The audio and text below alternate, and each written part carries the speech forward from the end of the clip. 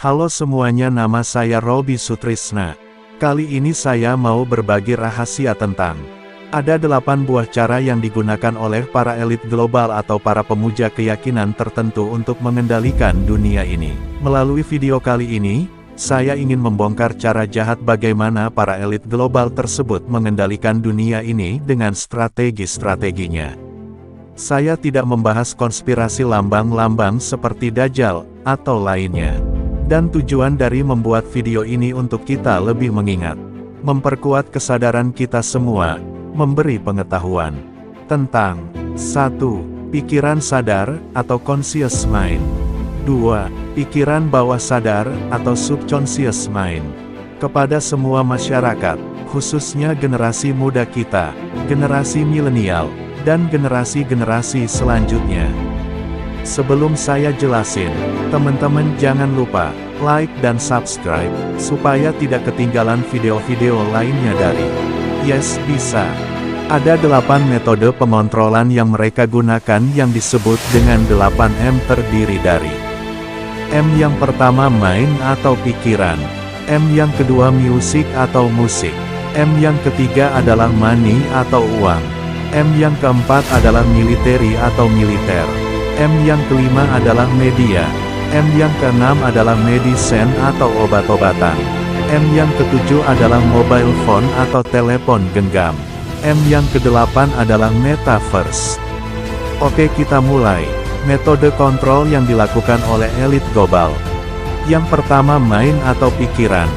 Jadi kaum elit global ini ingin mengendalikan kita, mengontrol kita, melewati kekuatan pikiran bawah sadar kita, yaitu melalui mekanisme fear atau rasa takut, dan rasa takut inilah sebagai mata uang mereka. Untuk mengendalikan kita semua, semakin banyak orang yang merasa takut, khawatir, dan berada di frekuensi vibrasi atau getaran yang rendah, maka semakin banyak orang yang mudah dikendalikan. Pikiran bawah sadarnya, ketika hidupnya semakin mengerdil, maka mereka akan berada di piramida terbawah. Piramida ini yang disebutkan The Hunger Games, yaitu permainan kelaparan. Semakin banyak orang-orang merasa takut, merasa khawatir, merasa rendah diri, tidak mampu, dan lain sebagainya, maka mereka akan semakin senang karena berarti mereka berhasil mengendalikan dan bisa mengontrol 95% pikiran bawah sadar kita. Manusia yang ada di dunia ini, jika berada di frekuensi vibrasi yang rendah, bisa dipastikan frekuensi getarannya negatif. Teman-teman, saran saya segeralah tingkatkan frekuensi vibrasi kalian. Saya sudah upload video, bagaimana cara untuk meningkatkan vibrasi Anda. Meningkatkan frekuensi vibrasi, supaya kita berada at least di level yang minimal netral. Kontrol M yang kedua adalah musik. Musik yang kita dengar saat ini sudah ditune-in ke frekuensi yang salah. Di mana Rockefeller Foundation atau Yayasan Rockefeller berada di belakang semua ini. Ternyata semua adalah by design, atau sudah direncanakan oleh para elit global tersebut, dengan tujuan untuk mengontrol kita melewati musik yang kita dengar. Yaitu frekuensi di mana nada A itu sama dengan 440 Hz. Atau frekuensi 440 yang kita kenal dengan 440. Ternyata ini tujuannya untuk kembali ke awal, yaitu untuk menghambat pikiran bawah sadar kita. Dari hasil penelitian, frekuensi 440 ini terbukti bisa mempengaruhi kita dan bisa merusak atau membuat kita tidak mempercayai intuisi kita, lebih mempercayai panca indera saja atau alat pendengaran. Jadi maksudnya kita ini dibikin supaya tidak percaya dengan spiritual, intuisi dan kekuatan pikiran bawah sadar kita sendiri, supaya kita lebih percaya pada pikiran sadar kita saja. Itulah semua yang diinginkan oleh kaum elit global tersebut. Jadi hati-hati terhadap pikiran bawah sadar kita. Terutama berhati-hatilah terhadap musik-musik yang kita dengarkan saat ini. Kontrol M yang ketiga adalah money atau uang. Ini sudah jelas bahwa kaum elit global mereka mengontrol hidup kita melalui sistem keuangan yang diciptakan sedemikian rupa untuk membuat yang kaya semakin kaya. Kita bisa bayangkan bunga untuk pengusaha kelas kakap atau besar. Kalau mereka mengajukan kredit, mereka mungkin bisa mendapatkan bunga rendah. Ketika orang susah atau pengusaha kecil sulit meminjam uang ke bank, kalaupun ada bunganya cukup besar dan harus ada jaminan. Jadi bank diciptakan untuk membuat yang miskin tetap miskin, yang kaya makin kaya. So, money control the world. Mereka mengendalikan uang saat ini. Dan uang saat ini sudah dikendalikan melalui dolar. Dan pada saat ini kondisi dolar itu sudah hancur-hancuran, sudah terlalu over. Oleh sebab itulah dolar akan hilang secara perlahan, dan dibuat menjadi nol. Kedepannya mereka akan menggunakan uang digital yang berbasis teknologi backbone network untuk lebih berkuasa dan lebih more powerful. Yang lebih gila lagi dan yang lebih mengerikan lagi, kita sekarang berada di revolusi industri 4.0. Internet of Things, semuanya terkoneksi terhubung ke internet. Jadi memang semua ini disengaja, semuanya memang sudah didesain dan sudah lama direncanakan. Begitu semua sudah terhubung dengan internet, apapun itu kita akan masuk ke revolusi industri yang selanjutnya. Yang lebih dahsyat lagi yaitu revolusi industri 5.0, di mana blockchain of everything. Ketika blockchain of everything ini digunakan, maka tidak akan ada lagi berbatasan negara. Karena semua sudah terkoneksi, terutama sistem utama keuangannya. Dan mata uang akan lebih bersifat kepada pemilik perusahaan-perusahaan besar seperti Amazon, Facebook, Google dan lainnya. Dan perusahaan besar ini akan menciptakan mata uang mereka sendiri, mereka mencipta Bitcoin sendiri. Selanjutnya, kita akan masuk ke tatanan ekonomi baru yaitu New World Order, yang menggunakan teknologi uang sebagai mata uang digital dan bukan lagi uang kertas.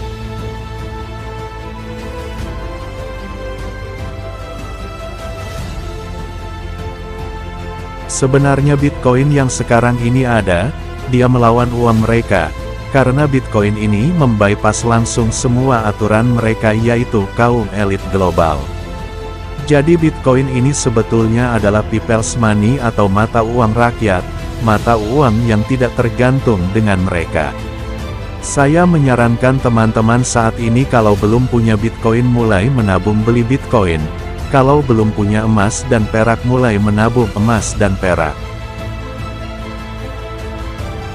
Investasi terbaik saat ini tidak menyarankan, hanya sekedar apa yang saya ketahui. Mau diikuti silahkan, tidak juga nggak apa-apa. Jadi investment yang terbaik saat ini adalah emas, perak, Bitcoin atau Ethereum. Nah sebagai contohnya nantinya, uang digital milik perusahaan besar tersebut, dari Google, Facebook, Amazon dan lain sebagainya. Nantinya digunakan sehari-hari seperti kita menggunakan GoPay, OVO, ShopeePay dan lain-lain. Kontrol M yang keempat adalah military atau kekuatan militer. Sebagaimana kita ketahui saat ini elit global yang bisa mengendalikan semua kekuatan militer terbesar di seluruh dunia, seperti NATO, PBB, Amerika Serikat dan sekutunya. Bagi mereka untuk membuat perang dunia ketiga itu sangatlah mudah, bahkan perang itu salah satu cara untuk mereka menghasilkan uang, dengan cara menjual lebih banyak senjata. Tapi di kondisi saat ini mereka berperang dengan menggunakan biologi melalui virus. Perang biologis, yaitu perang yang senjatanya menggunakan senjata biologis. Kontrol M yang kelima adalah media. Sebagaimana teman-teman ketahui, saat ini semua media-media mainstream sudah mereka kuasai. Media-media mainstream yang biasa menayangkan A. Berita-berita palsu. B. Berita-berita yang membuat fear atau yang membuat kita merasakan takut. C. Program-program bodoh dan palsu. D. Program yang tidak memberdayakan manusia.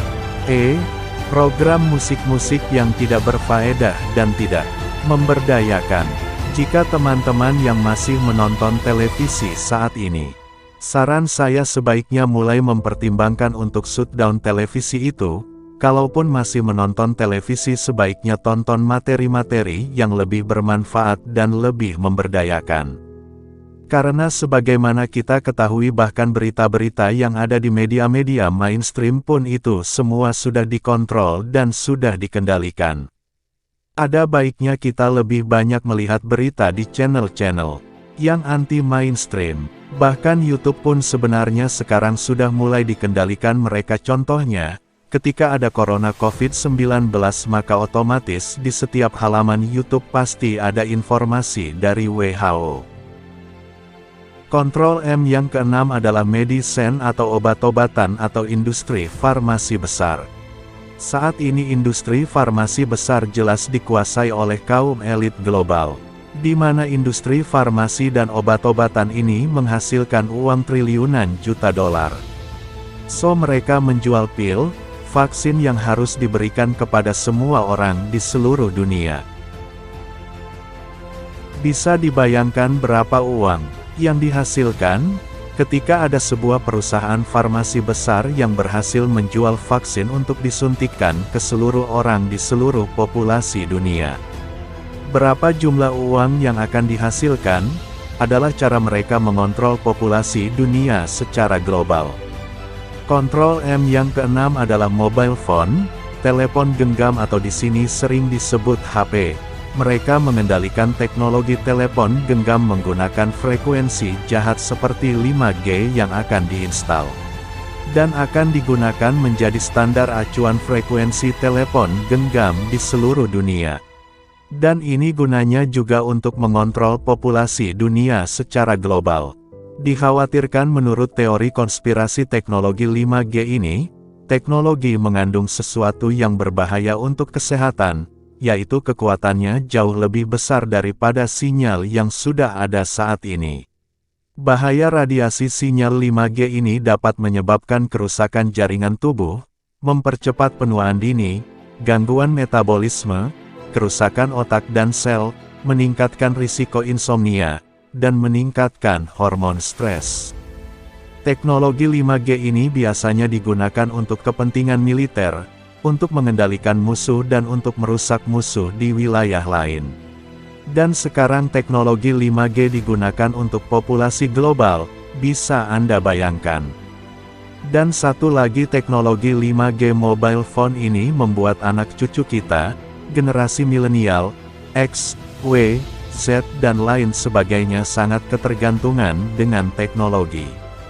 Seperti kita ketahui, anak taman kanak-kanak pun sekarang sudah bisa mempunyai akun sosial media. Begitu mereka berusia 3, 4, 5 tahun mereka sudah mulai memainkan tablet atau telepon genggam dan lain sebagainya. Dan mereka terus-menerus fokus kepada konten-konten, informasi-informasi yang mereka pancarkan melalui mobile phone 5G yang sudah terinstal saat dinyalakan. M yang ke-8 adalah Metaverse.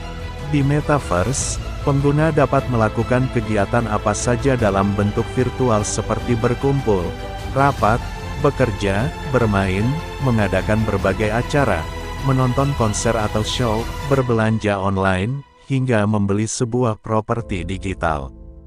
Untuk melakukan berbagai kegiatan tersebut di Metaverse, pengguna menggunakan kacamata virtual reality (VR) dan sarung tangan haptik. Metaverse memiliki keterkaitan dengan aset kripto. Saya telah sebutkan di atas bahwa teknologi blockchain di balik cryptocurrency atau mata uang kripto ini. Jadi cryptocurrency atau mata uang kripto adalah mata uang digital yang berfungsi sebagai alat tukar di Metaverse.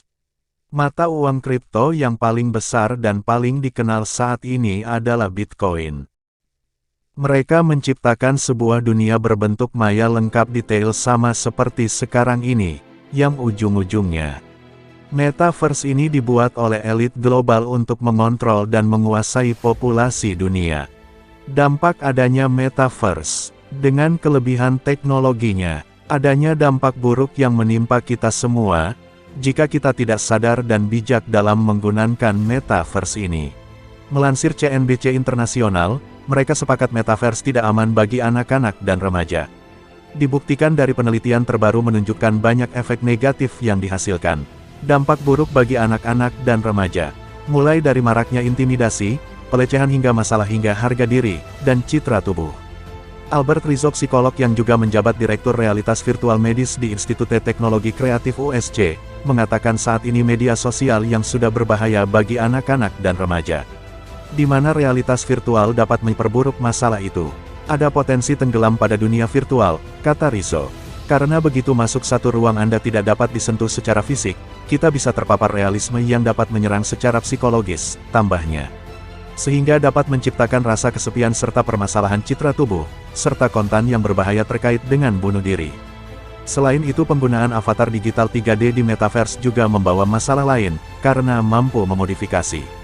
Di mana bisa memproyeksikan versi diri pengguna yang berbeda dari kehidupan nyata. Sangat berbahaya bagi remaja, kata Rizzo. Melihat gagasan itu dapat digunakan untuk memalsukan identitas Anda.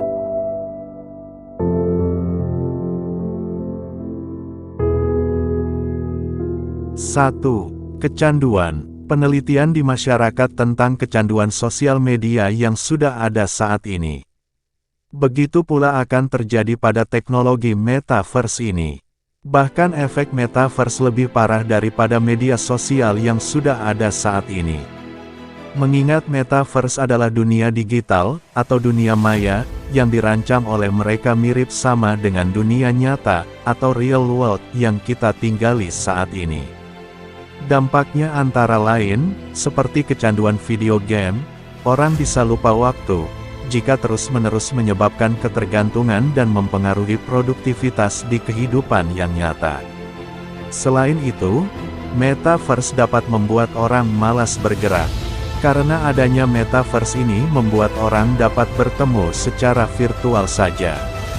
Tanpa bergerak keluar ruangan, ini akan mengakibatkan otot-otot kaku, kekurangan paparan sinar matahari yang cukup, dan juga mengakibatkan kadar serotonin di dalam tubuh dapat menurun. 3. Bahaya keamanan data diri. Sebelum adanya metaverse, pencurian dan peretasan data sudah sering terjadi. Seperti adanya peretas atau hacker Bjorka yang terjadi saat ini. Dikhawatirkan dengan banyaknya data pribadi yang dimasukkan untuk mengakses metaverse dapat meningkatkan peretasan dan pencurian data pribadi orang banyak. Demikianlah dampak dari metaverse pada kehidupan manusia. Untuk menghindari dampak negatif yang terjadi akan lebih baik jika kita memilih konten yang aman untuk kesehatan mental kita. Dan tidak memberikan diri sepenuhnya pada dunia digital. Perlu diingat bahwa keseimbangan internet dan kehidupan nyata sangat penting. Bagaimana menurut kamu? Maka kita tidak akan pernah tahu seperti apa kontrol terhadap populasi dunia yang akan mereka lakukan terhadap kita ke depannya. Oke, jadi itu adalah 8 cara bagaimana kaum elit global mengendalikan dunia saat ini.